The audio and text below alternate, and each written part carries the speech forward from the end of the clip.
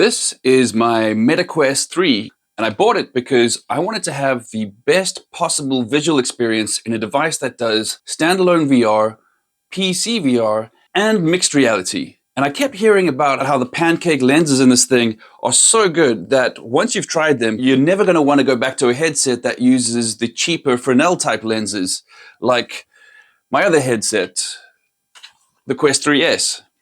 Well, now that I've tried both, I can confirm that yes, the Pancake lenses are a lot better. But I also made an interesting discovery about the Fresnel lenses, which makes me think they aren't necessarily as bad as people make them out to be. You see, the main disadvantage of the Fresnel lenses, like these here in the Quest 3S, is that they get blurry towards the edges. So you need to make sure that you always have the headset lined up perfectly so that you're looking directly through the center of the lenses. And if the headset moves slightly, which can easily happen, well, then things will start to get a little bit blurry. And then you need to readjust the positioning, which can quickly get quite annoying. Pancake lenses, on the other hand, like the ones in the Quest 3, don't suffer from this problem at all. So in the Quest 3, everything is perfectly crystal clear, even if the headset is slightly off center.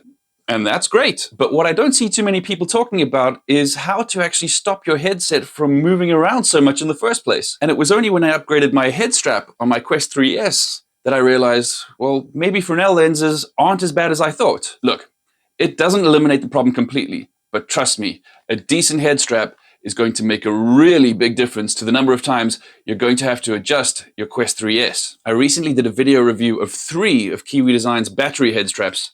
These are 2 of them right here.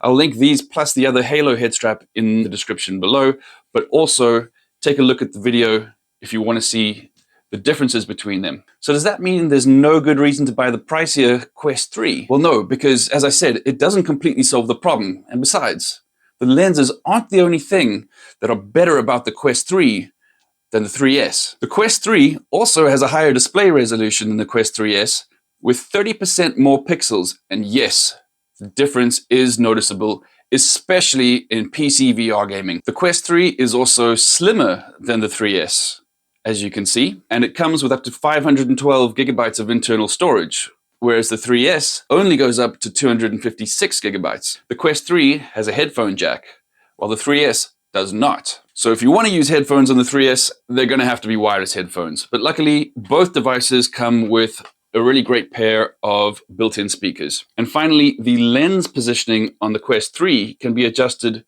with more precision than they can on the 3S, which is ironic because the Quest 3S actually needs more precise lens positioning than the 3 does because of those cheaper Fresnel lenses that I mentioned earlier. So if you're interested in buying either of these 2 headsets, then please consider using one of my affiliate links, which I'll leave in the description below. So which one's right for you? Well, if you want the best possible mixed reality visual experience, plus more storage, and you don't mind paying the extra premium, then you should get the Quest 3.